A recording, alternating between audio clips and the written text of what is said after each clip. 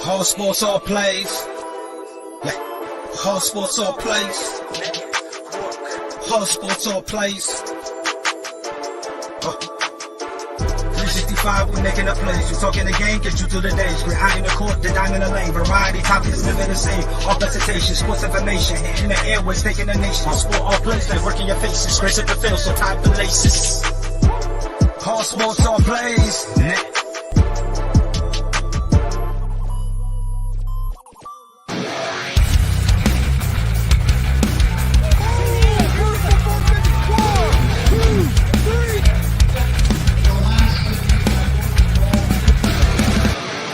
That'd be absolutely devastating.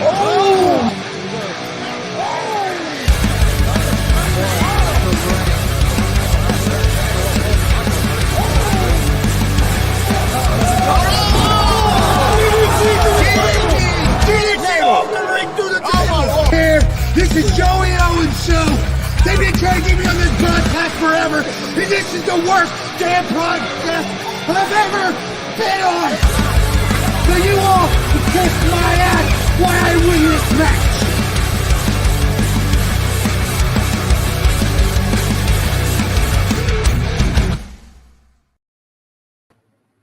All right, what's happening, everybody? Welcome to GWR Gonzo'S Wrestling Room, Monday, October 23rd, 2023. Special start time tonight at a little bit later than usual.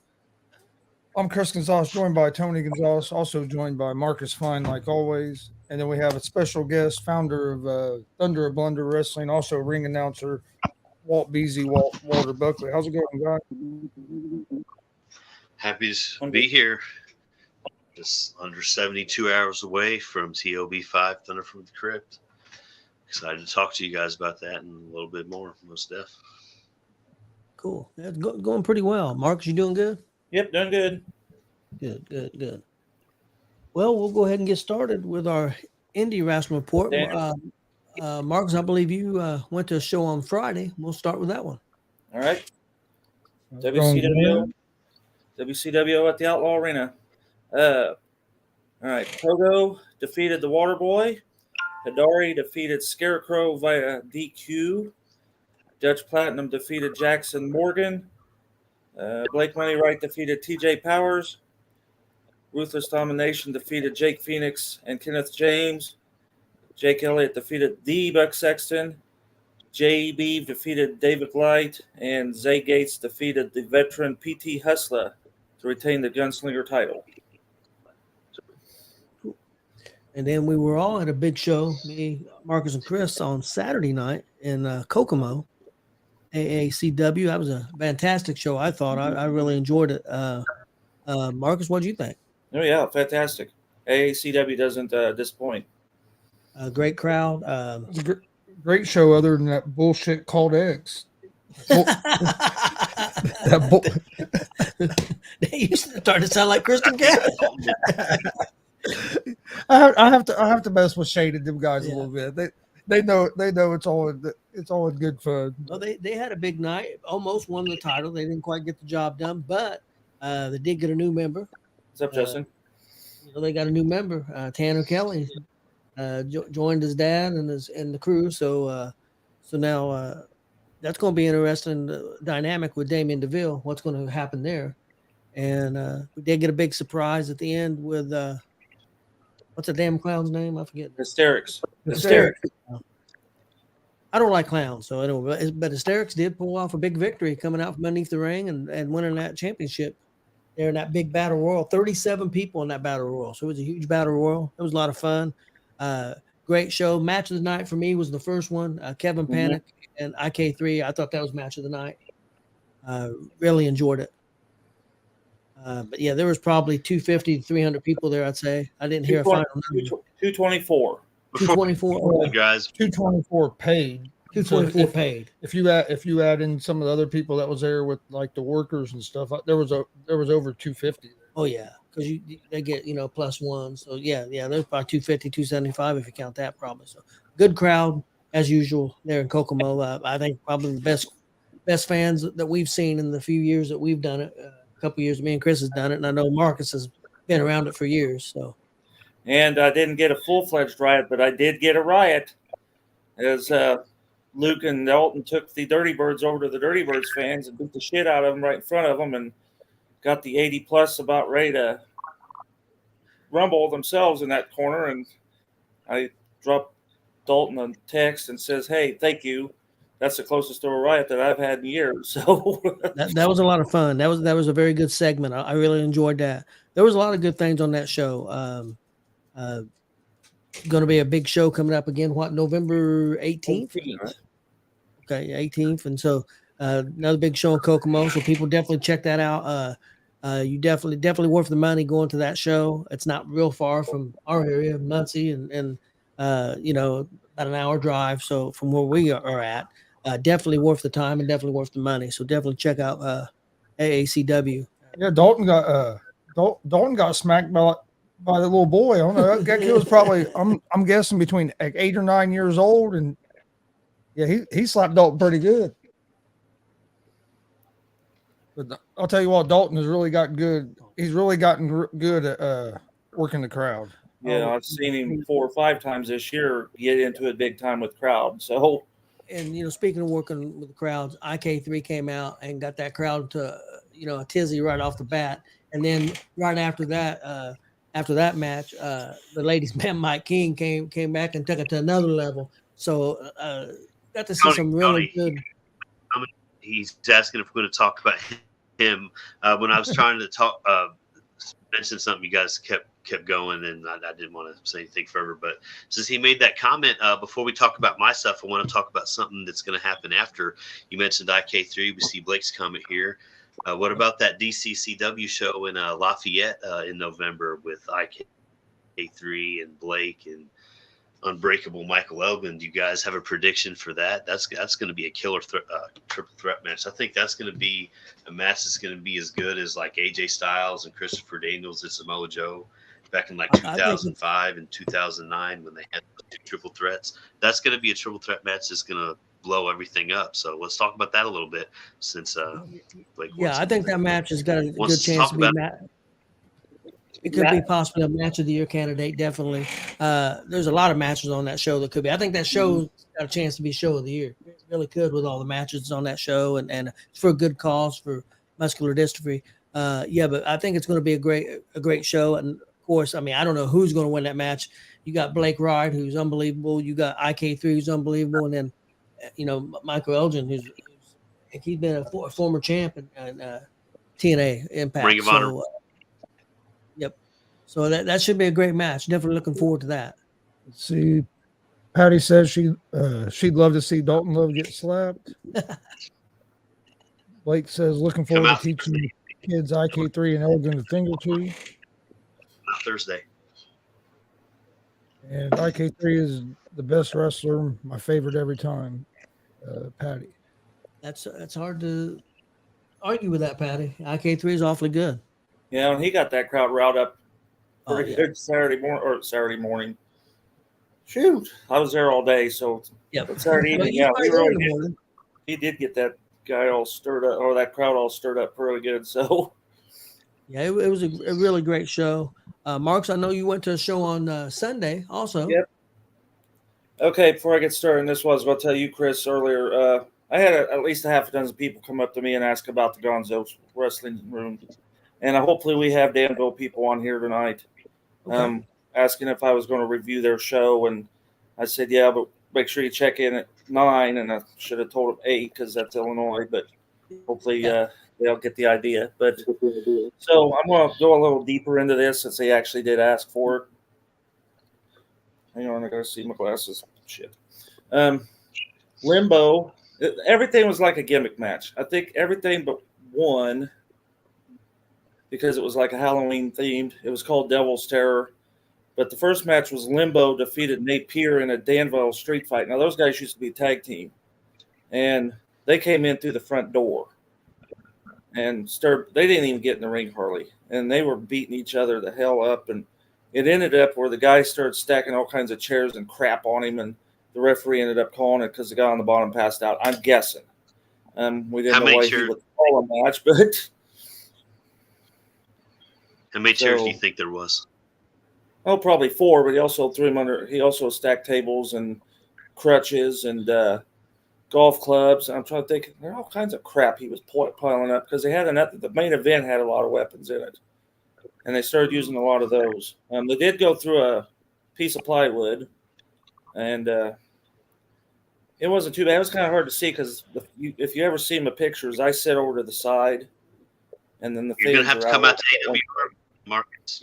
Gary Emmett, he puts on some amazing shows, and I've been around for about 2.5 years. I've never seen you at AWR. That's like the only promotion I think you've never been to, and at least you know why? Since I need to come to AWR next month in Ohio, in Forster, Ohio, they have a great show.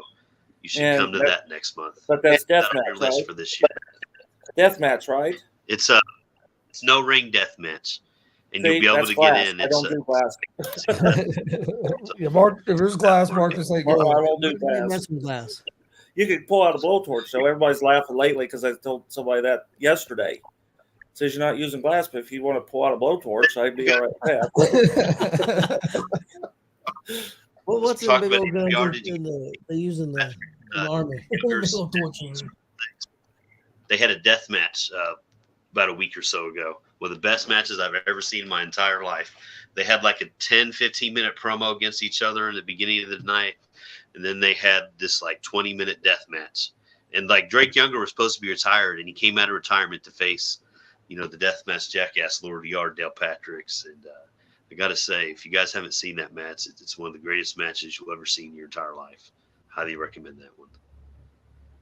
Former AWR World Champion, Circle 6 Superstar, ICW No Holds Barred Superstar. Doesn't get much better than Dale Patrick's. Yeah, hopefully he'll be at the following 24. Absolutely. All right, and the match that wasn't really gimmick, but Chris and Tony and I have seen these two in action before. Kai Fabian defeated Dylan Cole. The match was okay. It wasn't as good as Summit, but when you had the rest of the gimmicks going on, and they did well. But I like the one in Summit better, but they did okay, so don't take me wrong there. Okay. Oliver Kane defeated Christopher Gates. You guys seen him at the last Warrior Pro. He took on Hidari. Yep. Big guy. Jackson Ear, I think that's how you say it, and Damian Jackson in a fatal 4-way elimination match. And then after I'm done talking about the show, then I'll talk what the conversation I had with Mr. Ear, and you want to hear this. So, in a first ever in my time, and I always seen it on one time ever on TV or maybe twice, Chris Halls defeated Mikael Murphy in a coal miner's glove match where they had to climb the rope, get the glove. Yeah. The storyline written behind that, whoever wrote that match out did fantastic. That flowed well. And then Clayton Clark defeated Kendall Fry and Tyler Scott in the triple threat. And the main event, Dalton Davis defeated Jared Savage with Pastor JD, and it had a guest referee, Joker 13, and it was called a Joker's House of Fun match, which was basically just a hardcore street fight, basically. Pastor JD was ran off in Uego, I believe, who showed up in Danville yesterday. Colby Jack. Really? And ran out. He was standing way back there in the corner. And I asked him if he was here, and they said yes, but hush. And he come flying out the curtain and ran off the pastor. But very, very solid match. They didn't have a lot, maybe 40 people. It was one of their least amount. But Jackson Ear come up to me after the show, and we talked. And he's a veteran of the sport, but he took like a dozen years off, 10 to 12 years off, and he's only been back for 3 matches, and I happen to have been to all 3. His first match back was against Zay Gates at Will's show, Cecil Cerveza's show. And he gave me, you know how we love Zay Gates' frog splash? Yeah. He gave me his spotlight on being the guy laying on the mat watching him do it. And he said it was beautiful. He watched him climb up. He's seen him get extreme height and come down and land it perfect. And it was interesting to hear a perspective of somebody laying on the mat looking up at having it done. He said they talked before the show. Zay was very respectful. He has a lot of respect for Zay. and they worked out very well, especially since it was his first match back in a dozen years, probably. So, but yeah, I had all kinds of people coming up asking about the show. So, must have made an impression in Danville somewhere. Good. Who just came on? David Kraft and Chris Higby, right? Chaos. Yep. What's up, guys? Talking about Zay Gates, I had to step out for a second, but I heard Friday at WCWO that Zay Gates took on returning PT Hustler, and I heard they tore it up pretty. Match of the night. Yeah. PT still got it. He was a little slow, but they worked well. Okay, well, And I don't know if you know PT, but there was a limo parked in the parking lot. And I remember in the old days, PT always rode a limo to the parking lot, to the matches. And there was a limo sitting out across the street of the Dub, and I knew whose it was because he used to do that in the old days. So he'd rent a limo to, or maybe he owns it, I don't know, and takes him to the event. But he's always had a limo bring him to the events for a long time. So. Okay. Well, Marcus, we'll go ahead and go on. Blunder or somebody else is wrestling. That's like the dream, absolutely. Doesn't that Ric Flair made that popular, and other people did back in the day. And you don't really see the limos get broke out as much, but there ain't nothing like riding in a limo. I've had the opportunity to ride in a limo twice in my life, and it's a beautiful experience. I wasn't an adult at the time, Now being older, I feel like I'd appreciate it even more. That's definitely a cool thing to do. Okay, we'll go into our pro wrestling report. We'll start off with the NWA. And first of all, in NWA, I know it's been announced. I don't think it's been announced. It's not been announced officially yet. Saying how I wasn't going to like how you guys were talking about how ICP's wrestling there. ICP, I just want to say that, I'm a lifelong involved in the NWA, and the NWA and Insane Clown Posse, that is an incredible damn combination right there. So before we go any further, I definitely had to mention that for sure. Okay. Right. Well, we got NWA has announced, not officially, but it's pretty well out there that they're going to be on the CW network with 2 shows. One show will be a reality show behind the scenes of the NWA. The other one will be NWA Power. Haven't announced the specifics yet. But do you guys think that can be successful? Yeah, if they play it right. Marcus, what do you think the biggest changes they're going to have to make to the program? They got to not strictly be old school. They got to kind of blend it in with today's world. Yeah. They come out with a total old school. I don't see it working. Or they're going to have to change their demographics to older adults. But yeah, I think so too. I think it's going to be tough. I think they've got a chance to do well, especially because CW is on a lot of local channels too, on regular TV. So they're going to get a lot of eyes. Going to get a lot of chance to get a lot of viewers. But they got to knock it out of the park right from the start. I mean, that's they got to hit hard. I think they need to go out and sign somebody that would make somebody like a Dolph Ziggler or somebody like that to make a statement. I think that would be a big. I don't think he'll do that, but I think that's what they should do.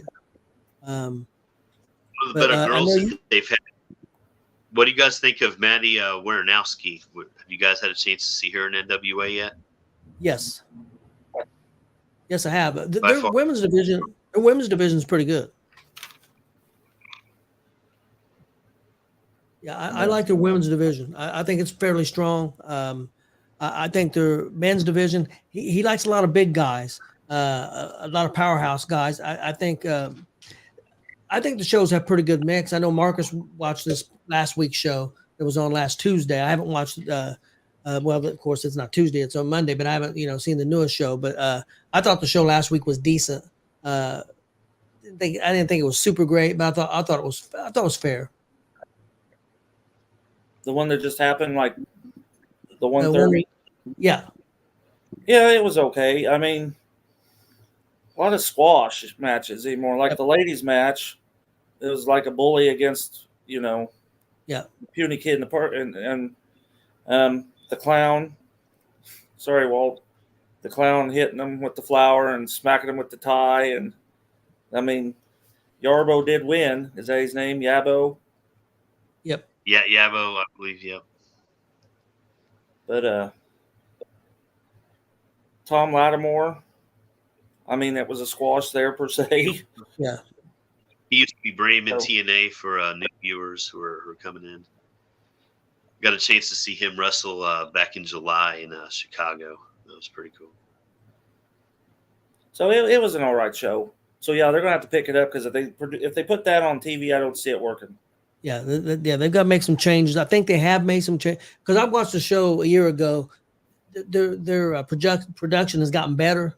It's still got to continue to get better, but I think he's still got a few months yet before. I don't know when they'll go on the air. It's supposed to be sometime in 2024. So we'll see how that goes. You mentioned WA. Let's talk about what happened over the weekend of Impact Wrestling. It's going back to TNA Wrestling. What's your guys' thoughts on them going back to that name? I think it's pretty damn thunder. And speaking of that, last night, Nick Diamond made his debut in TNA Wrestling. We'll talk about that more in a little bit, but obviously let's talk about the switch. What do you guys think? Did you see Nick Diamond, Tony, made it to Yeah, I seen that last night? Yeah. Yeah, I seen that. Real quick before we get to TNA, because I think you had that. Well, but Austin said that the first match was decent, very gimmicky, but entertaining. He's talking about the NWA show. Yep. Yeah, that was. He said he gives it a 3. Mecha Wolf against Yabo the Clown. Yeah. Is that his name, Mecha Wolf? Yeah. Yeah. Well, yeah, because it's entertaining because he sprayed him with the flour. He did an old kind of doink type of thing, but then hit him with the tie. That was kind of interesting. Because of the way he swung it, because he had a loaded tie at the end. And then big ass shoes. Have you seen that guy? Yeah. He wrestles in cloud shoes. So. Yep. No, the second match I wasn't here. That's the ladies' match. Yes. Waiting on the move to happen. Yep. Yeah. And like Walter mentioned that Maddie, she's pretty good. I think their women's division is really strong. I think that they need to highlight that more. I think the women's division is one of the best. Like we seen that one tag team match, and that one tag team match was really good. And had that finisher, had that submission hold that we had never seen before. I mean, of all the years, I've never seen that submission. And so I actually think this pay-per-view that they got coming up this Saturday, I think it's going to be pretty. I plan on watching. I think it's going to be a pretty strong pay-per-view. It's in Detroit, Michigan, I believe. It is. The Insane Is that Clown? not the one in Cincinnati or Cleveland or? No, you're right. It is in Cleveland. I said Detroit. My fault, Marcus. Yeah, it is in Cleveland. You're right. I don't know where I come up with Detroit at. We're talking about ICP, and that's where ICP's from. That's probably why. Well, maybe. I don't know. I come up with Detroit from somewhere. Yeah, but it is in Cleveland. You're right. But what I did have next on my list was Impact Wrestling and about going back to TNA. What they announced that at the end of the pay-per-view that they're going back to TNA. What do you guys think? I think it's going to be a move that really helps them out. And, people, and myself included, have always referred to Impact Wrestling as TNA. Really, Impact Wrestling was just always the name of their weekly show. And it never felt quite right that they referred to themselves as that. But I understand why they did, because they wanted to distance themselves from that Dixie Carter, Billy Corgan, Jeff Jarrett, time period. And they wanted to kind of create their own timeline within the timeline. And I've seen in one of the insider reports, they mentioned they wanted to go back to the TNA name to kind of tie all that history together officially, so they can further push their brand and have it within their archive. All that, sentimental kind of stuff. And they also mentioned how they're going to bigger arenas as well, like they used to back in the old days. And, for a long time, I thought, Impact Wrestling was better than AEW. I have no problem saying that. And, with this change back to TNA, there is a very real chance that TNA can become bigger than AEW if they get the right pieces and the right things involved, because they've already, made moves to, kind of do that, and there's definitely going to be a time to where they're much closer in the ratings than they are now, especially if all this goes the way that I think. And this really is a stroke they've got so many great, wrestlers. Everybody knows I love Ace Austin, guy. He's going to be somebody that, part of that, direction into I kind of agree. TNA branding. I kind of agree with what you said earlier. Go ahead, Walt. It's going the thing with them going back to TNA, I think that's really going to stick out the most is it's going to get people back into the product that have been lapsed. There's so many wrestling fans out there that don't watch anymore, and a lot of people haven't watched, and obviously 5, 6, 7 years, the ratings continue to go down and down, every year, and with them seeing something that's familiar coming back, that nostalgia is going to help bring in those people that haven't been there in a while. And I think that's something that's very important. And whenever you can get people back that have been gone for a while, that's always a special situation. Yeah, I kind of agree with you, because Austin kind of said the same thing as well. He thinks it'll give them more exposure, almost like starting over in a way. He thinks people will want to tune in to see that name again. I think that'll help at first, but if they really want to, if their goal is really to compete with like AEW, they got to figure out a way to get a better TV deal. Yeah. If they can get a better TV deal, and then with this name change and pick up a couple stars, I think it was you that said earlier that rumor was that CM Punk was at the TV tapings. Had been at the TV tapings. Yeah, if they could pull off something like that, and then that really makes them. But their product isn't bad, honestly. Right now, what I've watched of their product, I like better than the AEW product. To me, it's better. But I'm an older guy, so it's more to my liking. But yeah, I think that they could draw on a network. If they got on a decent network, they could have ratings comparable to what they could do 600, 700, 800, 900,000. I think they could. I really do. If they got on the right network. Right now, they do 130, 140, but that network's not seen hardly anywhere. Now, you can buy Impact Plus and see the show anytime you want. I think it's pretty reasonable. And there's a lot of people do that. So I don't know what those numbers are. But Impact's Bound for Glory was an outstanding show. I mean, you had Chris Sabin against Kenta in the X Division Championship match, which was really good. Mike Bailey against Will Ospreay is going to be a match of the year candidate, I believe. It was outstanding. Alex Shelley beat Josh Alexander. That was a fantastic match for the championship. Shelley kept the championship. The Rascals lost their tag team titles to ABC. It was outstanding. It was a 9 out of 10, in my opinion, of a pay-per-view. So, and they sold out the small arena in Chicago, 2,500 people. Their next show is going to be in Vegas. Going to be 2,500 to 3,000 seat arena. They expect they're going to sell that out. No, so their numbers are growing.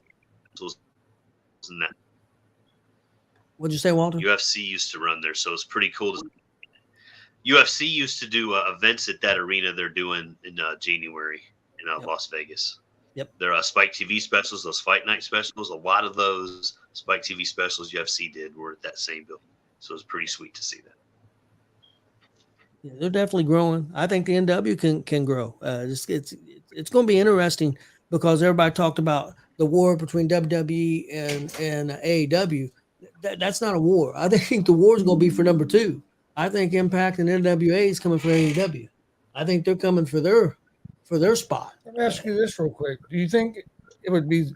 I know it probably won't happen. It's not going to happen because you got ownership and stuff. But wouldn't it be smarter for NWA and Impact to work together? Yeah. And if they really wanted to compete with AEW? Well, see, Impact, what they're doing, they work with New Japan. They work with the 2 Mexican promotions, both of them, and so does AEW. But Impact's got good relationships with them guys, and so they're doing that. NWA, I think, wants to.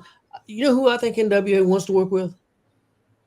I think in Corgan's mind, who he would like to work with is WWE. I really do. I think that's where he'd like to be. He won't say a bad word about Triple H or WWE or Vince McMahon. And he did have a working relationship with AEW, and all they did was steal his wrestlers. Austin says he still prefers Impact over AEW. He said just better production and what I want from a wrestling show. Marcus, what did you think of going back to TNA? I couldn't really give you an honest answer. I hadn't watched TNA for a while now, so okay.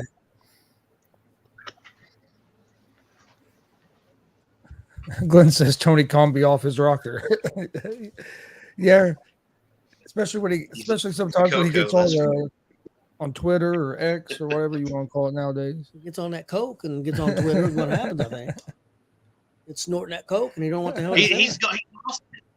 I thought it was just a joke or something funny that people tried to say, and the more and more that comes out, he's long gone off it. I mean, there is something fundamentally fucked up with that man. Because AEW would be in much better shape than it is. How the hell are they going to go from selling out 15,000 seat arenas every week for Dynamite to going to 3,000 people? And there hasn't been a change in money. There hasn't been a change in prestigious superstars. So none of that can be used. Something fundamentally has gotten fucked up with that company.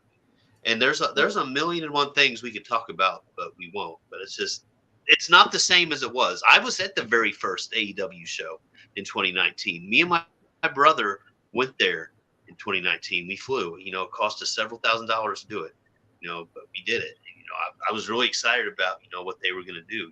Everyone knows I fucking love Cody Rhodes and Martin Luther's fucking church right now. I mean, if it weren't for Cody Rhodes, that company wouldn't even exist. Well, that's true, but also it's a shell of its former self. Well, I don't disagree with that, but the guy that carried that show the first year was Chris Jericho.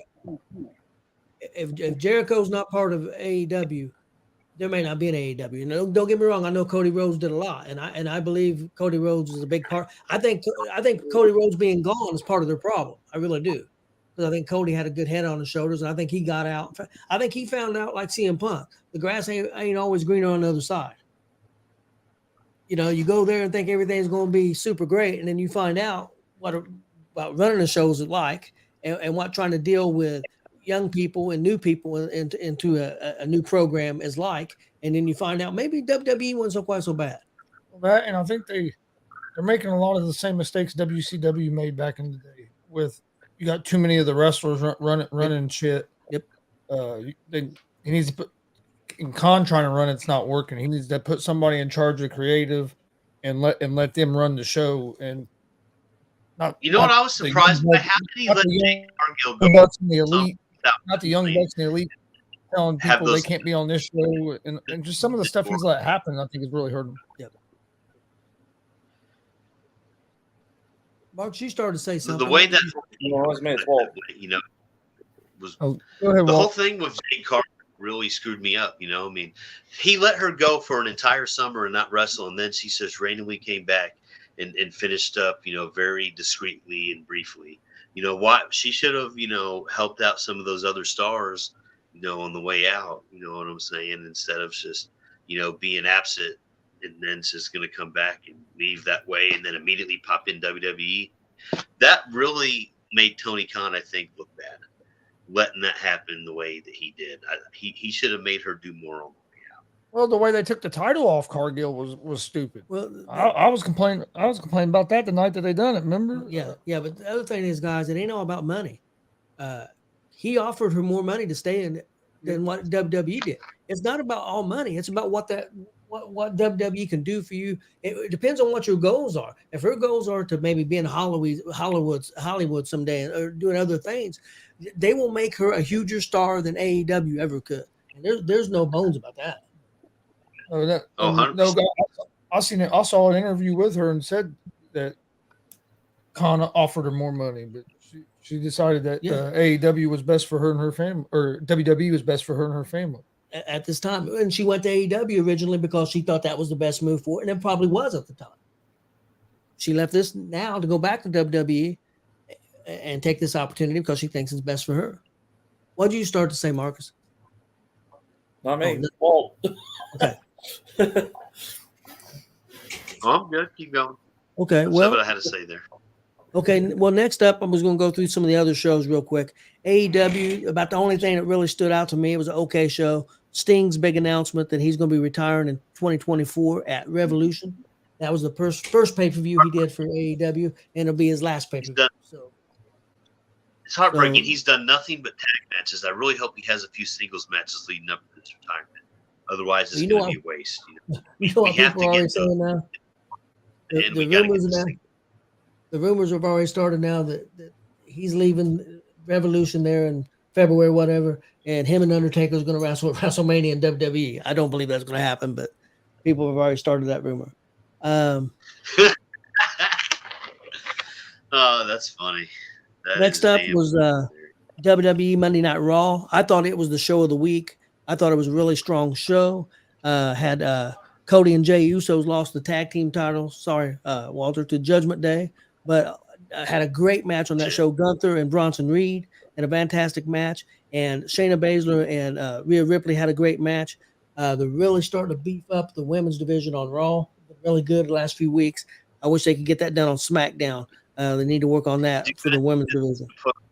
In the main event of the February Australia stadium show, they've already made it official. He's going to headline that show against somebody. Yep. Yeah, I had heard that. Also, next up, NXT. I thought it was a really good show. I think NXT's got the best written show of all the shows. That's my opinion.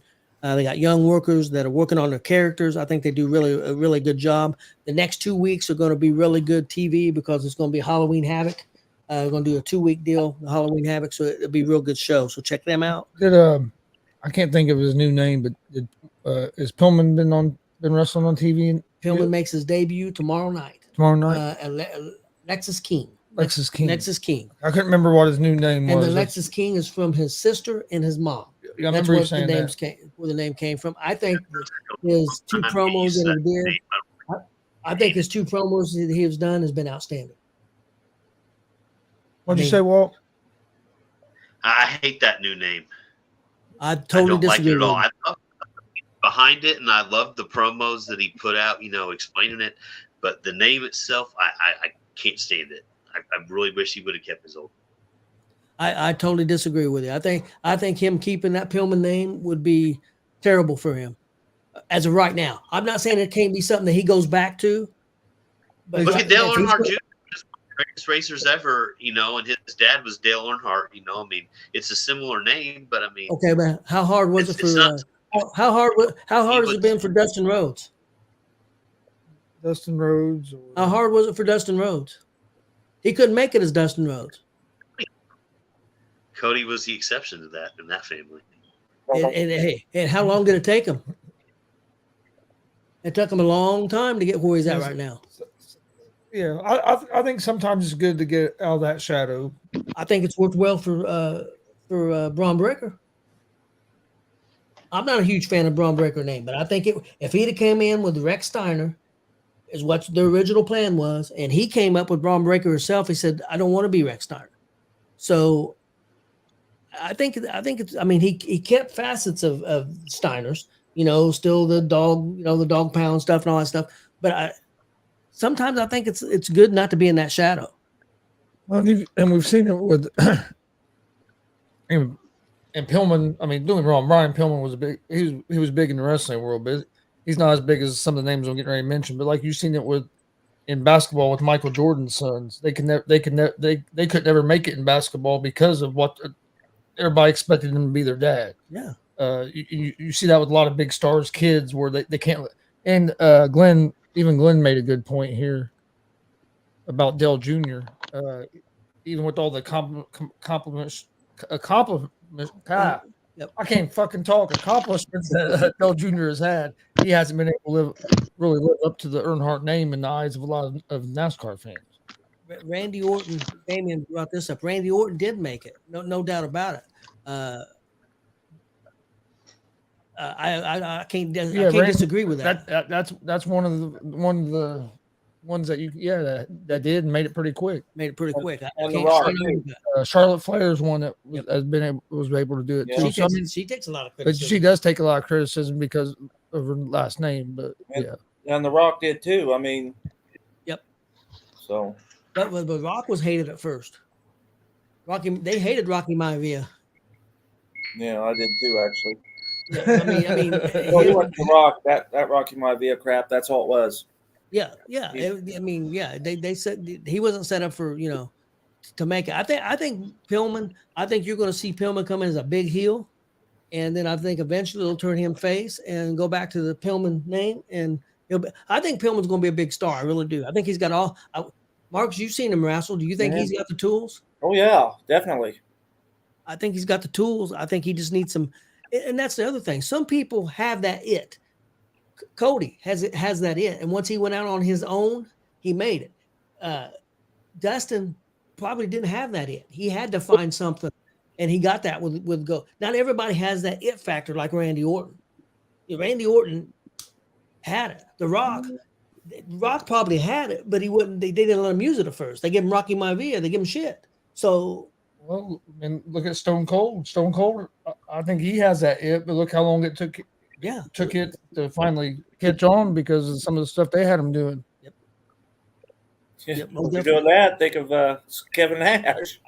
They ran him through all kinds of shit before he made himself. And then you have others like Beefcake who went the other direction. So, oh yeah. Okay. Real quick, let me finish up here. We had SmackDown. The highlights for that is they announced LA Knight and Roman Reigns at Crown Jewel. Had Charlotte Flair against Io Sky, which was a really good match. And also we're going to get Rey Mysterio at Crown Jewel against Logan Paul. That should be interesting. Yeah, so that's his belt. I think he's going to. Yeah, is Rey still the champ, the U.S. champ? Yep. Yeah, I bet he drops his belt. I think so too. Yeah. When is that one? When is that? That is Saturday, November 4th at 1 o'clock in the afternoon. Well, I knew it was like an early afternoon, so yeah. Okay, so some of them Saudi Arabia WWE shows you'll ever see. People love to talk bad about them, but they really bring it every time they go over there. Like some of those shows are better than some of the wrestling. It's like those are amazing shows. I don't agree completely on that. I thought the last couple shows have been pretty good. I think since Triple H has took over, I don't know that they've done a bad show. I mean, some have been better than others. I mean, of course, but I don't think he's put on a bad pay-per-view since Triple H took over. I think he's been on fire. The product's been on fire. They just added more seats. They're taking down some of the screen for Survivor Series so they could add more seats. It's going to be like over 16,000 now for Survivor Series.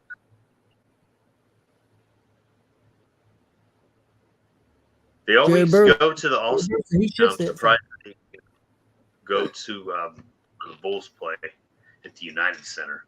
It's much bigger, but for some reason they won't ever go there. They've been there before. It's been in since '94. Yeah, it's been a while, but they've been there before. Okay. Okay. Next up, Walter, let's talk a little bit about that big show you got coming up Thursday.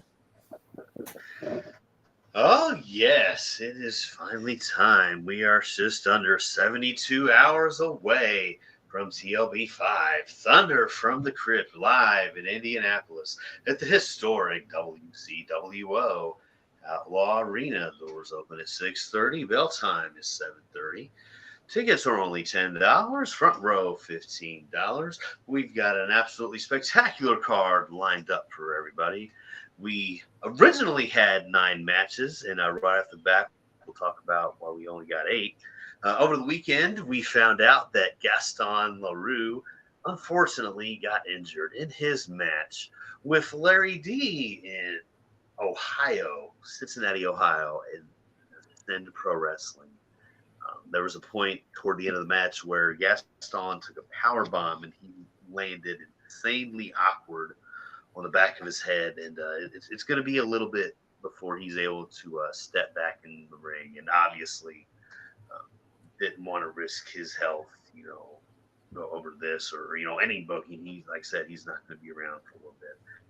And then also found out this weekend that Jared Crippy will be unable to appear, and so obviously both of them had opponents they were going to face, and the opponents that those two people we're going to face are going to face each other.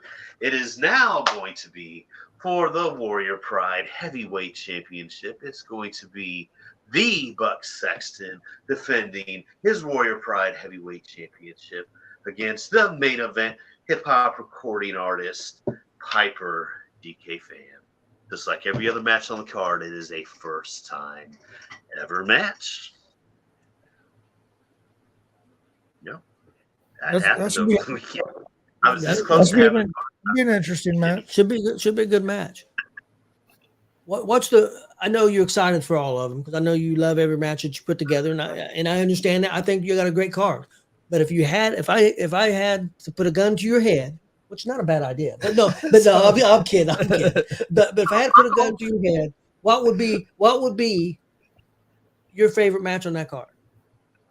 Well, it's got to be Ari Alexander and Sarah Dox, two of the most beautiful and lethal women in all professional wrestling. And this is going to be one of the first times, actually the first time in quite a while that Sarah Dox has had a regular wrestling match, because normally she has death matches. In fact, I discovered her. We were talking earlier in the show about AWR, and that's where I seen her back in July. It was at the ADT4 tournament at the Maryland Road Center here in Indianapolis. And, I got to say, out of all the people that I'd never seen this year before, she stood out the most, and I knew I absolutely had to get her once I got this redo card put together. Obviously, I was supposed to do this back in June, and things fell apart toward the last minute. It took a while, but I'm back in action, and I couldn't think of nobody better I'd want to have on this upcoming event. Hi, Kelly. That should be an interesting match. The match I'm looking forward to the most, because I'm a big Dex Royal fan. Dex and Jake, how you pronounce it? Chris. That's the match that I'm looking forward to the most. You want mine? Oh, absolutely. Chris and Dex Royal are going to face in a no disqualification match. It was upon their request, and obviously everybody knows Jake Christ has a history with deathmatch and hardcore wrestling, and Dex Royal has had his own experience with weapons and crazy things over his course of his career. Of course, Dex Royal is a 5-time heavyweight champion, no stranger to gold. Something he's become quite familiar with. Jake Christ, he's the current Wrestling Revolver World Heavyweight Champion. That title will not be on the line, but it's pretty cool to have somebody not only a champion of a prestigious organization like that. We've all seen Rachel Armstrong on there not too long ago. She's been tearing it up there. Billy Stark, from Indiana, she's there too. Wrestling Revolver, it's definitely one of the best wrestling companies out there. And to have somebody who's the top champion from that, be on a Thunder Blunder in the main event, it's pretty damn prestigious. Not to mention he's also a TNA Wrestling, Impact Wrestling alumni as well, former X-Division champion, by the way. Yep. And this is going to be Dex Royal's first time ever facing a X-Division champion. Of course, we seen Dex Royal a little over a year ago take on a TNA superstar, Elijah Burt, in DCCW. That was obviously a great match. Dex Royal's also faced Myron Reed at the very first Thunder Blunder. Dex Royal took on Shane Mercer. Not too long ago, Dex Royal was at Absolute Intense Wrestling in Ohio. That was a place that Kevin Owen, Candice LeRae, and Johnny Gargano all wrestled on, so to see them there for Thunder.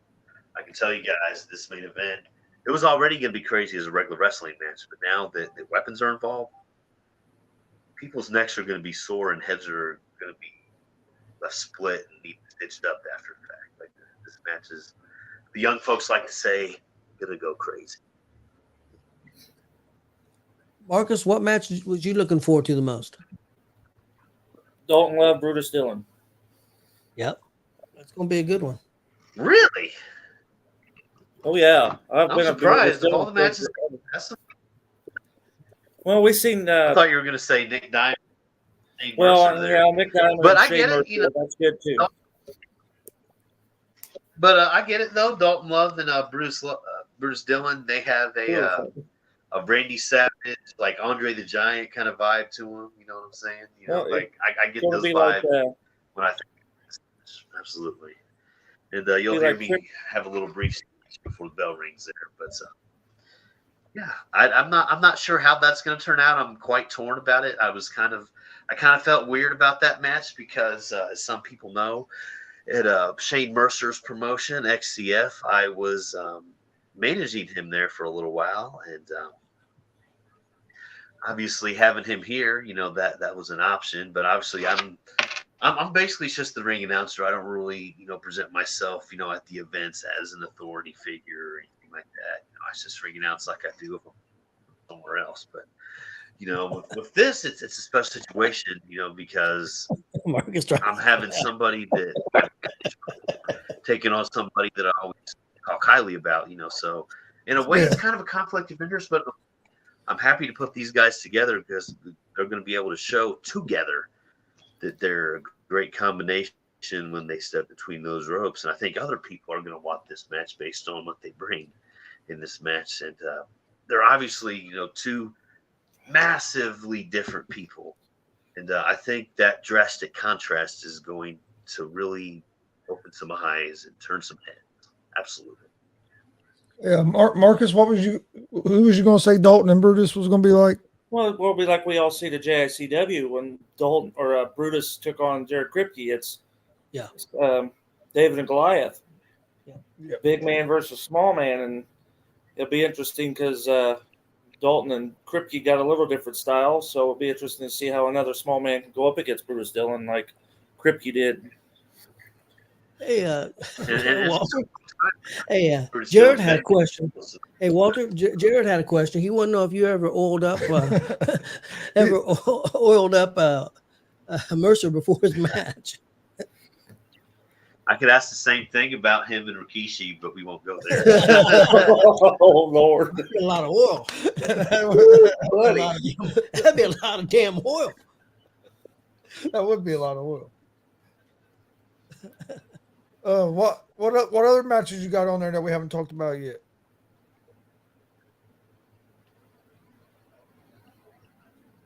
Let's see here. We got Michael Elgin, the unbreakable Michael Elgin, former world heavyweight champion of Ring of Honor, former TNA Wrestling, Impact Wrestling superstar, taking on Loud and Proud Logan Myers in the very first match. This is actually the match that I'm looking forward to the most on the card is this one with Elgin and Myers. After seeing Elgin and Blake at DCCW a couple weeks ago, I'm looking forward to seeing Myers in there with him. I think it has potential to be real good. I agree, and that's one thing, Walter, I want to give you credit for. You're not these matches got a lot of different styles, a lot of different style matchups, which I think is interesting compared to a lot of shows who don't do that. I mean, they may have one, you know, you got one big guy against a little guy, and that'd be it, and everything. But you've got a lot of different style matchups, so I give you a lot of credit. It's a very interesting card. I appreciate that, man. You know, it's not often you can have an entire card of first time ever matches, and I believe a lot of these matches are going to elevate a lot of people, and I really hope that people look at some of these individuals differently, you know, after this show than what they did, you know, previously. I really think this can be one of the most special evenings in the history of Indianapolis. You know, this is the first Thursday night pro wrestling inside the city of Indianapolis in nearly 13 years, and we're going to bring the thunder like anyone's never seen before. This is round 3 at the Outlaw Arena. Of course, show number 1 and 4 was at the Emerson, which unfortunately is no longer around. But if you look at the history of Indianapolis, there's really no other building, you know, on the independent level that has the history and the prestige of the WCW Outlaw Arena. Since the time that I did my second show at the Outlaw Arena, Circle 6 Wrestling has done wrestling there. EWR has done wrestling there. There was a Lucha promotion at one time that was wrestling there. And it's not just a WCW building. There's been other. I can't forget XCF. I ring announced there last month, the Outlaw Arena. You know, I mean, it's a building that is just so rich in history, and I'm very happy to be back there. Most definitely. Well, Logan, you're definitely not a joke.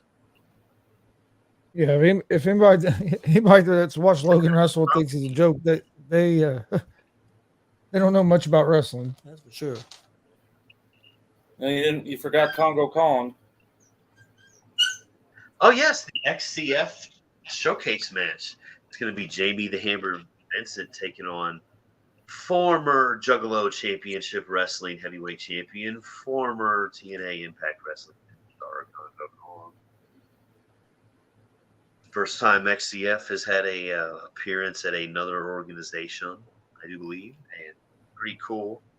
Have my guy Shane Mercer's promotion at my promotion. Of course, we already know Shane Mercer's he's taking on Nick Diamond.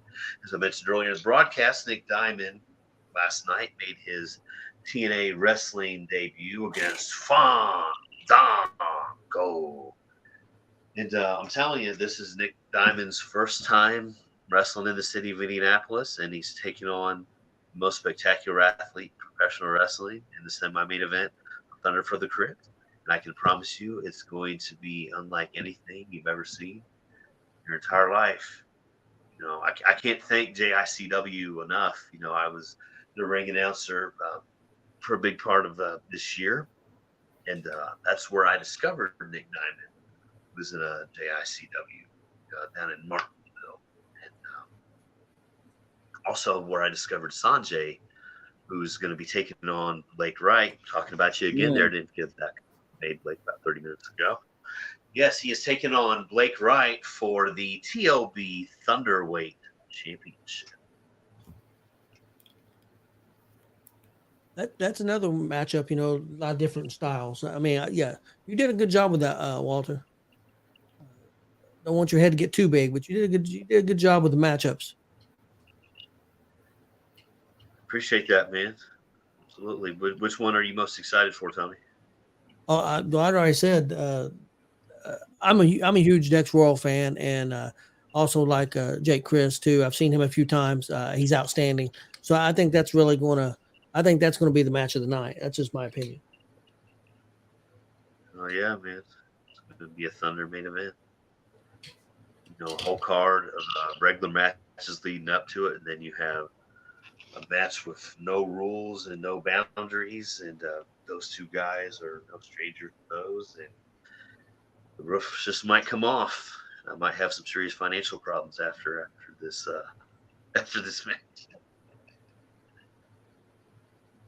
Well, okay, real quick, we're going to move on a little bit. We'll come back and hit some more at the end. Then Walter talk more about at the end of the show. Talk about a show, Thunder from the Crypt. Marcus, you got your Indiana Wrestling Spotlight ready? Yeah, you want your this day in wrestling history? I can get that real quick too. Yep, do both of those.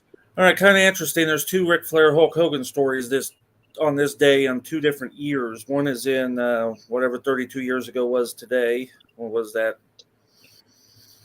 Anyway, whatever 32 years ago was. I'm not doing math today. But anyway, Hogan and Ric Flair came face-to-face for the very first time. WWF superstars from the Allen Cali War Memorial Coliseum in Fort Wayne, Indiana. I did not realize that Hogan and Flair first faced each other in Indiana, but they did, and they did it in Fort Wayne 32 years ago today. Then we'll back up. That's awesome. 1988, Jerry Lawler defeated Kerry Von Erich for the World Class Championship Wrestling title. This is Halloween Havoc 1994, took place on this date. Paul Orndorff and Paul Roma defeated the Patriot and Marcus Alexander Bagwell to win the WCW World Tag Titles.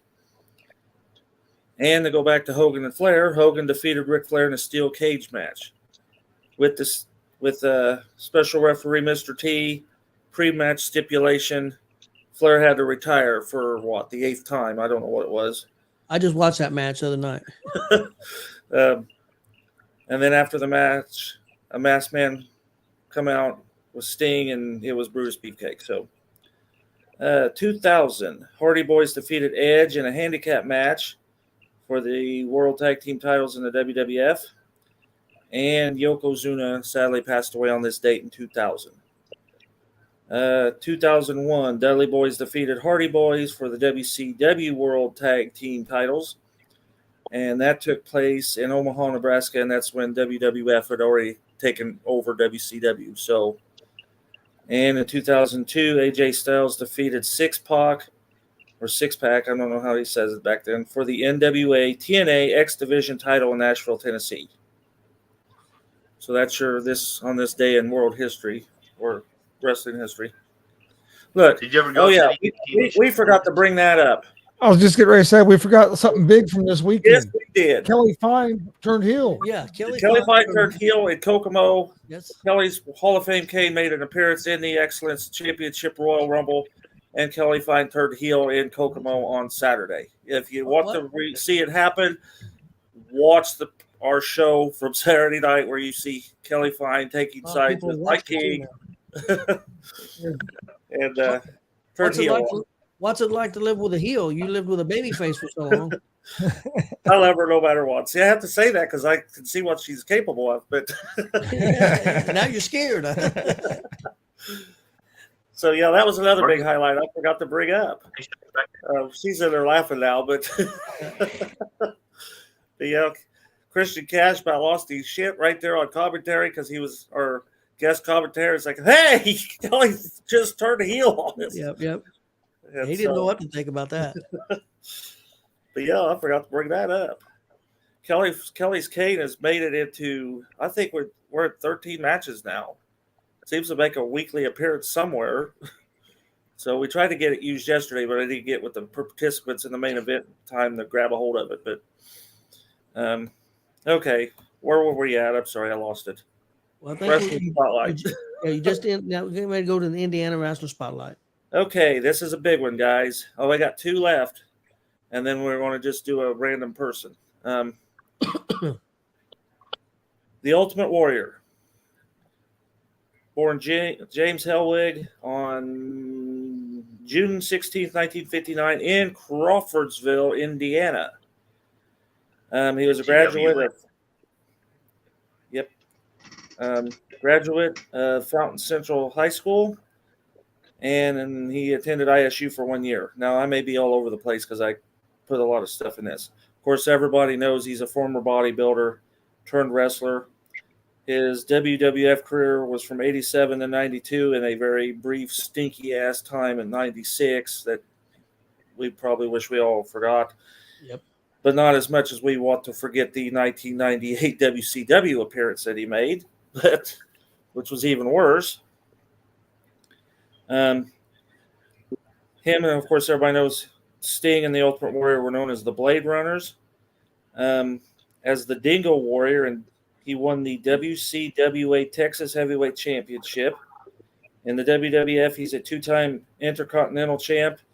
He first beat Honky Tonk Man to end the second longest reign now, since Gunther is now the title. Right? Gunther took that title, right? Yes. Gunther now has the longest reign, right? Yep, sure does. So Honky Tonk Man's the second longest, ending his longest reign at SummerSlam 1988 in just 30 seconds. Warrior was the replacement for the so-called injured Brutus Beefcake, but if you ever watch a Brutus Beefcake shoot interview, he was never slated. It was on paper, but it was a storyline. He wasn't. That's what they had planned for Warrior to take over. Of course, he was beat by Rick Rude and then claimed the title from Rick Rude. Do you remember? Okay, hang on. I'll answer that question in here a minute. At WrestleMania 6, he had one of the first clean pins on Hulk Hogan in many years, where he held the belt for both until he was stripped of the IC title. Now, the trivia question. You remember who then became the ICW champion? That's a good question.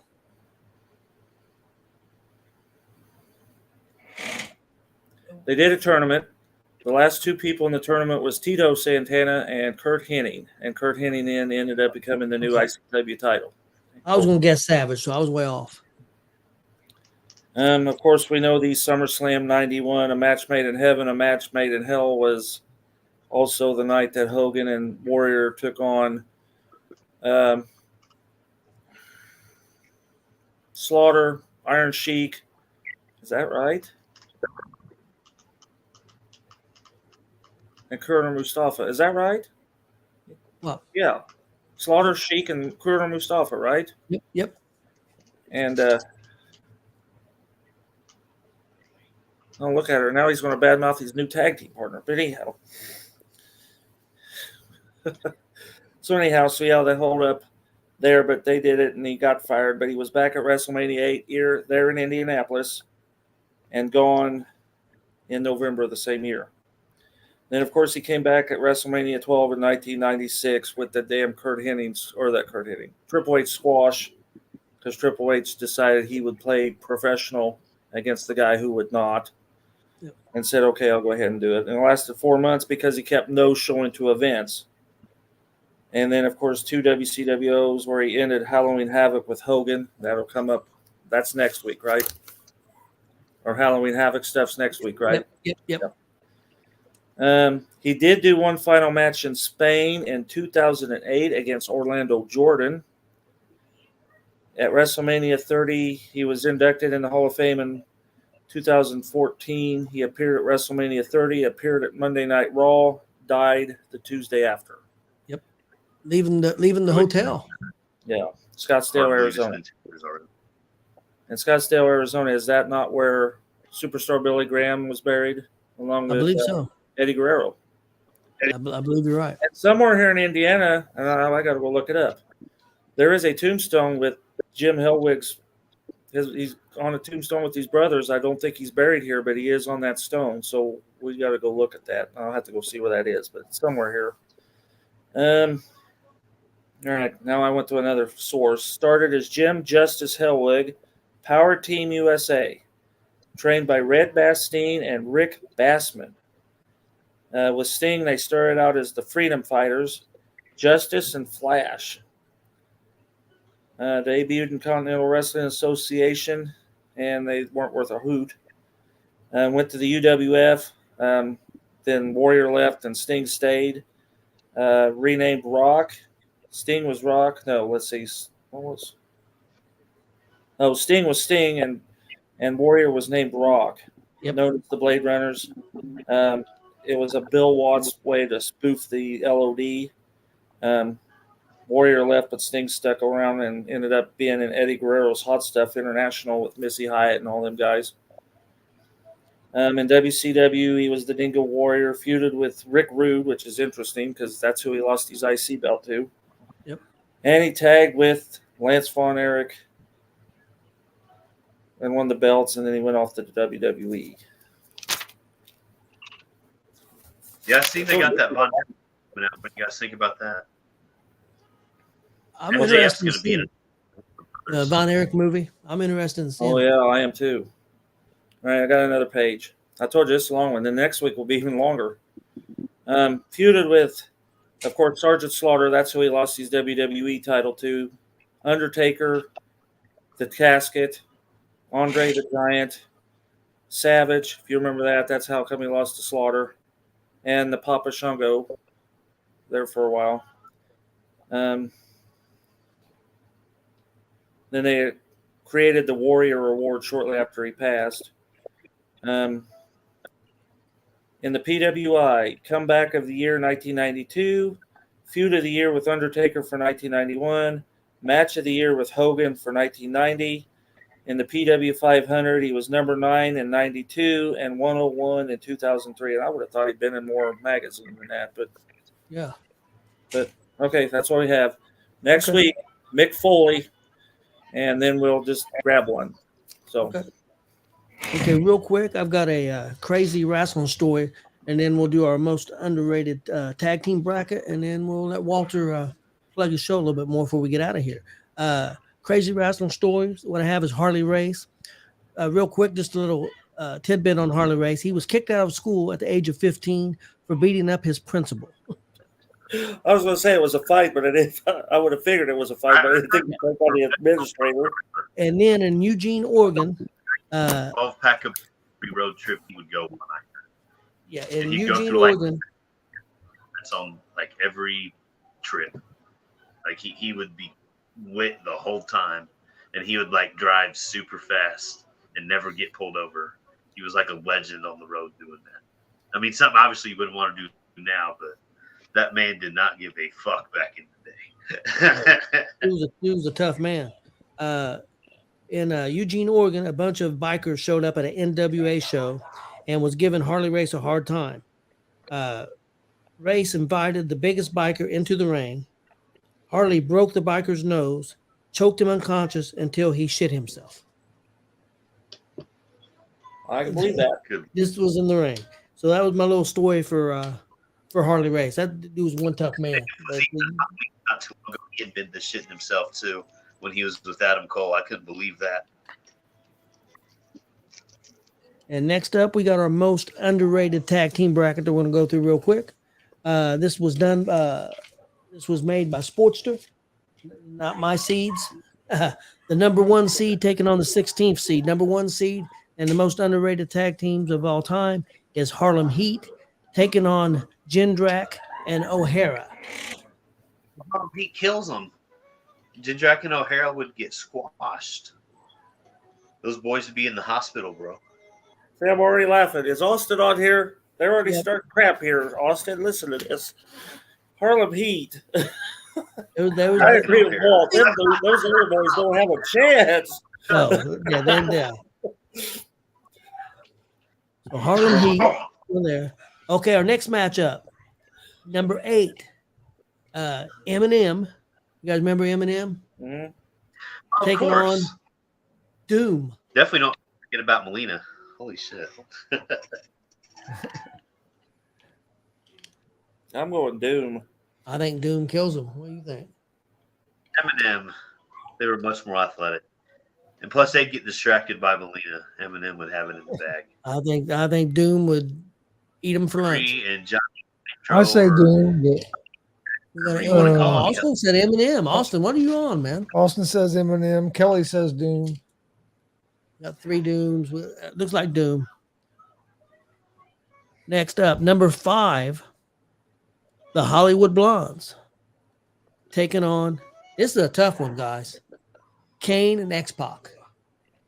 Oh, Kane and X-Pac for sure. That's most underrated. Most underrated. Hollywood, the Hollywood Blondes. That's Austin and Pillman taking on Kane and X-Pac. Kane and X-Pac would destroy him. Believe it or not, they were actually a team longer. The Hollywood Blondes wasn't even a team that long. It was very brief. What was about a year? Yeah, of that. I'm going to go with the Blondes. Well, Kane and X-Pac weren't a team that long either. Torrey Wilson, right? They got back together, though, and I just think that they were better. I think I like the Blondes. What do you think, Chris?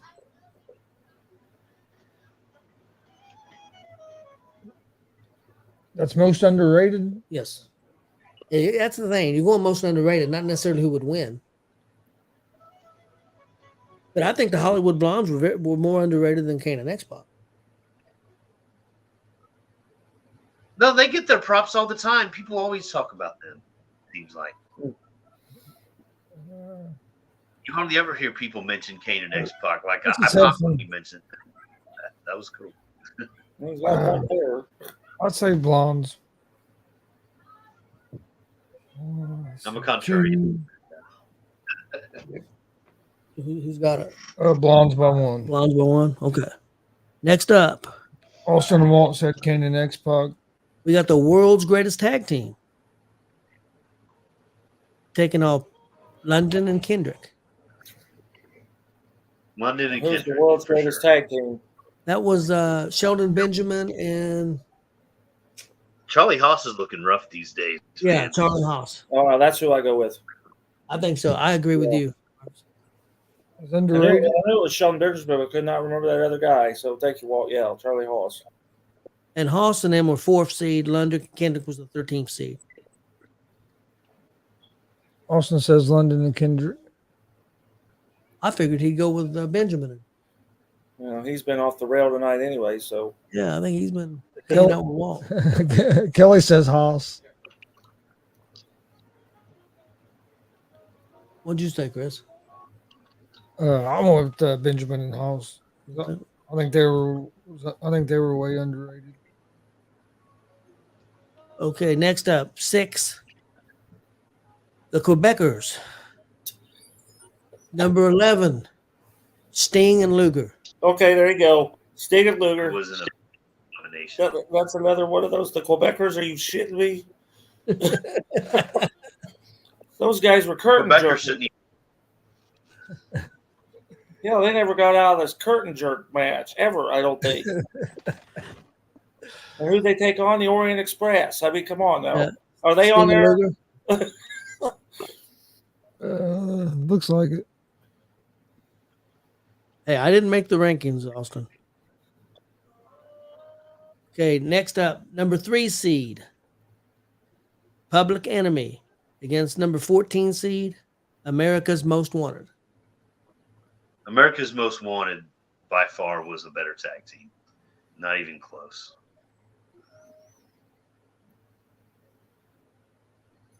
Public Enemy was big at one time. See, Yeah, but one I half still of don't think. wanted next month at FEW at Thanksgiving. Unfortunately, I'm no longer the ring announcer. I wasn't able to be there yesterday. They'll have a brand new ring announcer, Dolly St. Clair.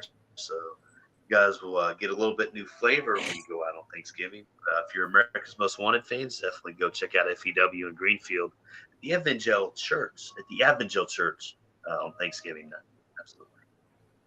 So what'd you say, Marcus? America's Most Wanted? Yeah, because the Public Enemy couldn't hold up the Public Enemy. I think they'd blow up before they could even get there. Okay, Public Enemy weren't really wrestlers. I mean, they kind of was, but they were more brawlers. I don't think they could have really hold their own in it. next up, number 7, the Smoking Guns against number 10, Dudes with Attitudes. And who was that? The Dudes with Attitudes was, if I remember correctly, The two people that was like Ellie Gante and Paul Orndorff. I don't think so. What did Yeah, man, there I so can't many remember. people Yeah, look it up, Chris, because I thought it was Dude Love and in the main event where he well, won the Sting title. was in the group. There was somebody was handcuffed to Elegante. I can't remember who it was. yeah, No, it was only Ellie Anderson. I Gante. think. Handcuffed to him, yeah. It wasn't Shawn Michaels, was it? In the group? Now I'm trying to remember. Him and Diesel tag team, is that on this list? That may be who it is. Who's that? It may be him and Diesel. Who? Michaels and Yep, that's who it is. Yep, It was- Dudes with Attitudes. Dudes with Attitudes was Diesel and Shawn Michaels. against who? Smoking Against Gun? Smoking Guns. Oh shit! You have to go Diesel, with Shawn and Diesel. murder 'em. They piss on their graves. They destroy those guys. Yeah, Now that's this- I damn. think this. I think I know who I'm gonna pick, but I think it's an interesting matchup. Number 2, Owen Hart and the British Bulldog They were pretty good. against Van Dam and Sabu. Van Dam and Sabu by far. Owen Hart and Bulldog was number 2. Van Dam and Sabu was 15. I think they should have been a lot higher on that list, don't you? But they was a good Van tag Dam team. and Sabu were much better at I mean, you're comparing like a 4 to like a 9 there, like two different classes of tag. Oh, I don't know about Two that. different Owen styles. and Bulldog was off a good tag team too. They were two different styles at that time. Yeah, too. two very different different styles. styles. Two different I'm gonna have styles. to Yeah. go Owen and Bulldog. Sabu and That'd be a match I'd like to see. yeah, that'd be interesting, wouldn't it? I'd like to see that because you could have thought about some of the stuff that Owen would have pulled out too to match them guys. Austin says Owen and Bulldog. And that's tough. That's really tough. Because Owen and Bulldog was a very good tag team. Yeah, they was. So was Van Dam and Sabu. I actually think Owen and Bulldog was better than Bulldog and Dynamite or Davey Boy. Close. Yeah. You can make that argument. It'd be close. What do you think, Chris?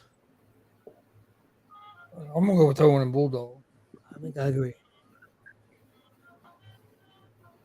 Okay, so our next matchup is number 1 seed against the number 9 seed. It'll be Harlem Heat against Doom. And I think that match is out there somewhere. Oh, I'm sure it is. Harlem Yeah, Heat, it'd be 100%. Harlem Heat. It'd be Harlem Heat.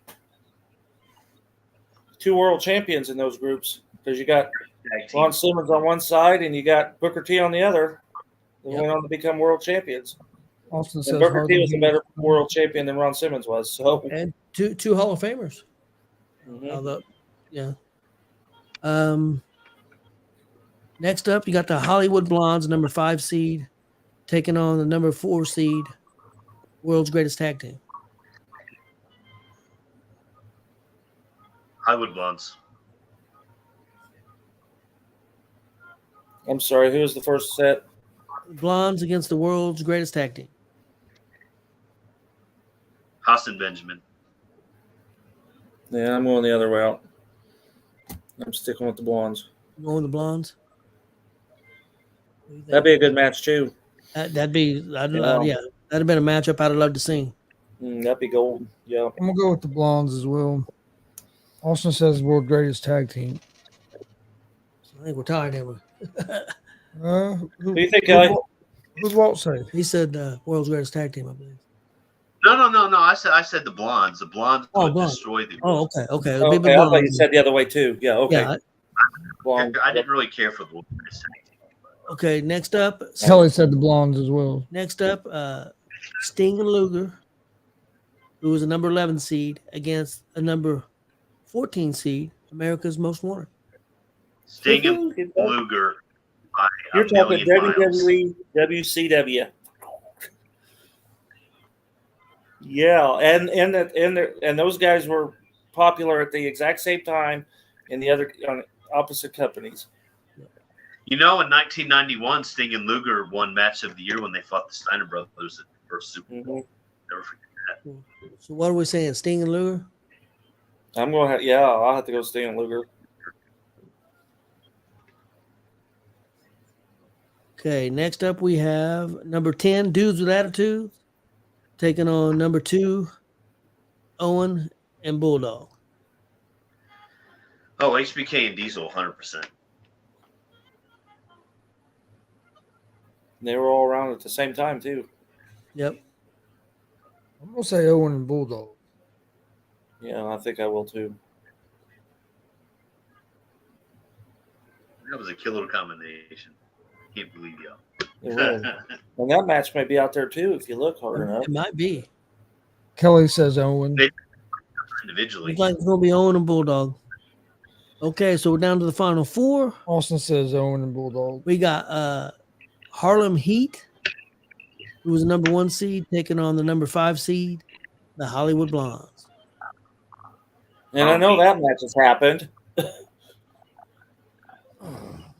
The sensational Sherry swapped sides on that, didn't she?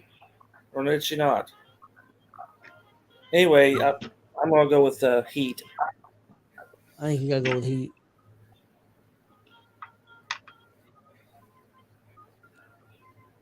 What Walt say? I don't think he has. I think he froze up. No, he's moving. Heat. Yeah, everybody said Heat. Austin says Heat. Yep. Okay, next matchup in the semifinals is Sting and Luger, who was a number 11 seed, against number 2 seed, Owen and Bulldog. God, that's gold. Sting and Luger. Sting and Luger, 100%. I'm going Owen and Bulldog. I like Yeah, Owen. I'm going to go Owen and Bulldog because I'm putting Luger as the weak link out of the 4. It's a tough one, though. That would be a good one. And I was a fan of all of them at one time. So Like going to be Owen and Bulldog. Sting and Luger, both Well, one WCW champions. Bulldog thing and I was- Owen never won the title. How could you guys Yeah, but they possibly did. vote against them? Yeah, Yeah, they had titles. Owen and Bulldog had WWF titles. Yeah. Was they- Okay, so one thing I will say about the bracket, the number 1 seed, Harlem Heat, is going to be taking on That's bullshit. the number 2 seed, Owen and Bulldog and Bulldog. Owen. I'm I going think- Bulldog and Owen. Oh, that's tough. Harlem Heat was a great tag team, too. Yeah, Harlem I'm Heat looking it up against too, Owen Walter. and I'm Bulldog. pretty sure that Okay. We got Harlem Harlem Heat Heat. against Owen and Bulldog. Okay, everybody. Harlem Heat against Owen and Bulldog. Owen and Bulldog. Harlem. That's tough. Getting me heated on this one now.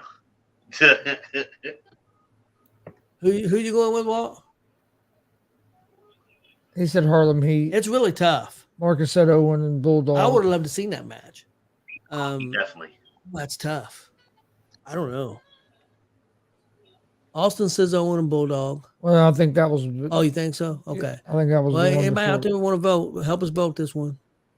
Kelly says Owen. Yep. The Harlem Heat against Owen and Bulldog. Man, I don't know. Harlem Heat destroys them. Austin says Harlem Heat. So we got 2 Harlem Heats. We got Kelly with the Owen. I'm gonna go Harlem Heat. Marcus went Owen. Yeah, they were. Owen and Bulldog was a one-time I'm going Harlem WWE Heat. title. I'm going Owen. So we're 3-3. We need one more vote out there, people. We're tied. We're tied 3-3. 3-3. I need one more vote out there. Somebody vote. Is it Harlem Heat or Owen and Bulldog, the most underrated tag team of all time? Right now we have a tie. Yep, we got a tie. 3-3. Me, Walt, and Austin said Harlem Heat.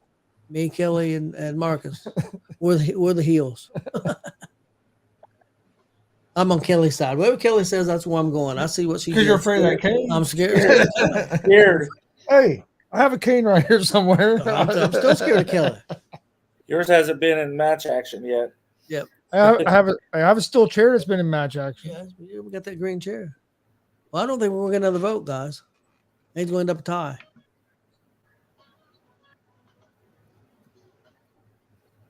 Oh, we got another vote. Yep. Heat. Heat's winner. And Kelly said, "Welcome to the dark side, Tony."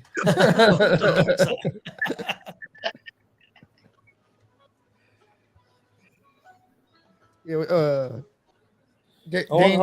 Daniel came in with the vote, made it Heat. Owen Hart British Bulldog defeated the Smoking Guns at In Your House Mind Games September 22nd, 96 in Philadelphia.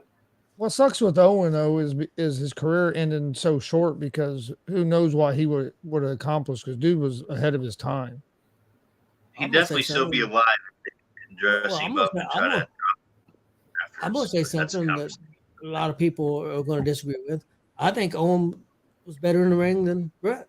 No, you're not. I'm not going to disagree with you. He was. And I was a big Brett fan, but you also know I'm a big Owen. He was a huge Brett fan. Yeah, he was a huge Brett fan. That's just my opinion. Real quick, I just want to plug our show for next week, what we're going to be doing, and then we'll let Walter talk more about his show coming up this Thursday. Next week is going to be our kind of Halloween show. It's going to be on Monday the 30th. We're going to do an independent wrestling report and our pro wrestling report, old school or Indiana pro wrestling spotlight. And then we're going to be doing our top 10 Halloween Havoc matches and moments. And then we're going to be doing our favorite scary theme matches. Chris, that's what we're going to be doing. So, you know that. All right. And we might have a special guest. We may talk and see if Hewlett wants to come on and maybe promote his show. All right, tell me that again. Top 10 Halloween Havoc matches and moments and your favorite scary themed matches. Scary. Okay. You know what I mean? Kind of. Yeah. Don't count that Texas Chainsaw Massacre bullshit from like a month or so ago. No, that was horrible. Please. Probably ain't gonna bring up that shit with Abdullah the Butcher either, but yeah. Yeah, with the I might. You never know. Yeah, with the electric chair. Yeah, looked like he was like having a sexual experience the way he was like gyrating and all that. Like shit. those haunted house. Or that. Yeah, that. Or that eye for an eye bro. match they had. No, eye for eye was bad too. Eye for an eye match. You could literally see the fireworks coming off. It didn't look like it was getting shot. You could literally see where they were like sparking and like flying off. Like it was so terribly set Speaking up. of fireworks, So and this is not Halloween, but one of the worst things we see. Me and Chris was both watching this. It was that match with AAW, and supposed to be the exploding barbed wire match, and Bogart was just off the ring post. yeah, sparklers come off the ring post, and Kingston was covering Moxley to save his life. It was bad. Oh, It was a snowbird. Cats are like $2 or $3, maybe $5. They could have spent $100 on black cats and it would have looked better. I swear to God, it would have. It was bad. That was bad. Okay, Walter, let's let everybody know about your show on Thursday. What time doors open, bell time, cost, maybe talk about another 3 or 4 matches, whatever you think your key matches are, and then we'll get out of here. Absolutely, guys. It's this Thursday. It's show number 5 of Thunder Blunder, produced by your boy, Walt Beasy. In the opening contest, it's going to be Unbreakable Michael Elgin taking on Loud and Proud Logan Myers. We're also going to crown the very first TOB Thunderweight champion when Blake Money Wright takes on Sanjay. We're going to see Buck Sexton take on Piper GK Fam for the Warrior Pro Wrestling Heavyweight Championship. It's going to be Ari Alexander taking on Sarah Dox, the Empress of Hardcore. And Sarah Dox's first traditional wrestling match in well over, I believe, 2 years, close to 2 years, has been since she's had a regular wrestling match. And so it's going to be quite interesting to see how she fares under traditional rules after having her weapons taken away from her. And then, of course, we have brand new, as of last night, brand new TNA wrestling star, Nick Diamond, taking on Iron Demon Shane Mercer, who is a national weightlifting record holder. That match is going to just blow the roof off of everything. That match is going to be incredible. Well, if Nick Diamond was to beat Shane Mercer, will you oil him up too? Absolutely. Mike, that was just for you, buddy. This is the first time I've ever conducted a show where I think there's a possibility that Shane Mercer is not going to be victorious. I mean, that's how damn Thunder Nick Diamond. That's a big That's why statement. he's in the semi. There's been nobody in the entire year of 2023 that has caught my eye like Nick Diamond, and that's why I personally picked him to face Shane Mercer, because there ain't nobody out there quite like Nick Diamond anywhere in professional wrestling, anywhere you look at any level. And this match is going to be absolutely incredible beyond anything I can personally say to you right here. And then obviously we have the main event with Jake Christ, former TNA Impact Wrestling X-Division champion, taking on 5-time heavyweight champion Dex Royal. Of course, Dex Royal is taking on Myron Reed before. He's taking on Michael Elgin. Obviously, he's taking on Logan Myers on this card. Dex Royal has been all over the place, and you guys know that main event is very, very special. Then we have Dalton Love and Brutus Dillon. That's going to be a very, very special match that I'm very torn about. I mentioned earlier, I managed Brutus Dillon at XCF down in Jeffersonville, Indiana, and I always talk about how good Dalton is, and you think I wouldn't want to put two guys that think highly of against each other from, fuck each other up, but when they fuck each other up, it's going to be fucking magical. You guys are going to love it, I'm telling you. This is a really strong card, and it's all first-time ever matches. 8 really strong, magnificent matches, and for $10 general admission, absolutely nowhere can beat for what we have. I like the card you put together, Walter. I really do. I mean, like you said, a lot of all them first time matches. That's something you don't see at that many shows. So I think you've done a good job. I hope a lot of people come out and come to the show. I'm excited about going to it on Thursday. You think I remember this since I made the flyers, but what time's doors open? 6:30. Doors open at 6:30. Bell time is 7:30 p.m. I was thinking that, but I didn't want to say the wrong thing.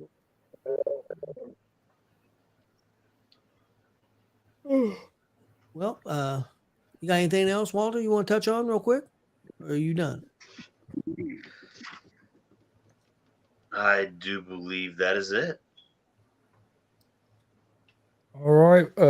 Yeah, come join us Thursday night, Indianapolis, Indiana, 1151 Kentucky Avenue, Thunder from the Crypt. Doors open at 6:30, bell times at 7:30.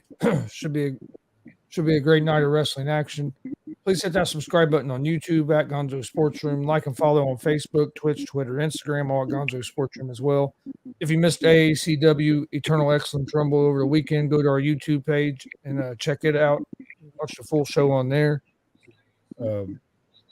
Also, you can check out the interview with Christian Cash from last week on our YouTube page or on our Facebook page. Also, Sunday. that's what I was trying to remember if it was this Sunday or not. Yep. This Sunday, Warrior Pro Wrestling. I forget which number it is now. He don't have a number on it this time. I couldn't tell you. Probably 25 since we just hit the 2-year mark. But It'd be 24 or 25 somewhere in there. But yeah, Warrior Pro Wrestling this Sunday. What time is it? It starts at 3. Doors open at 2. Okay, Yeah. so going back to the original time. Yep. Okay. So yeah, so join us for that. Also this weekend, if you're looking for something to do, go Danville, Indiana, and check out Warrior Pro Wrestling. Thursday night, go check out Blunder, Thunder from the Crypt.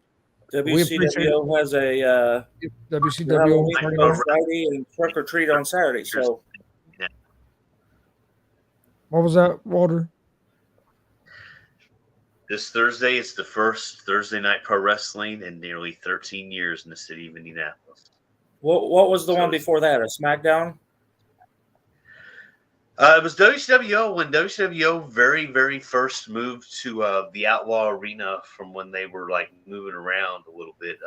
That first very early string of shows was Thursday night shows. I thought it actually was back in the 90s, and then I found Joey had messaged me and told me that back in the very early days of that building, it wasn't very long, but in the very early days, they did run on Thursdays. Oh, I don't even remember that.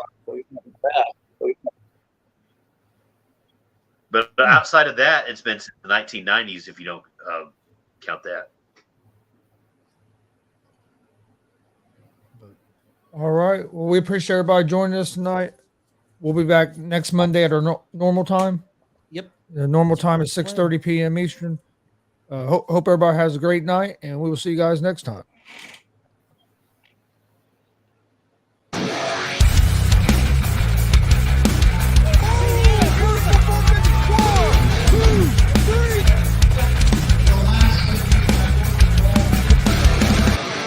That'd be absolutely devastating.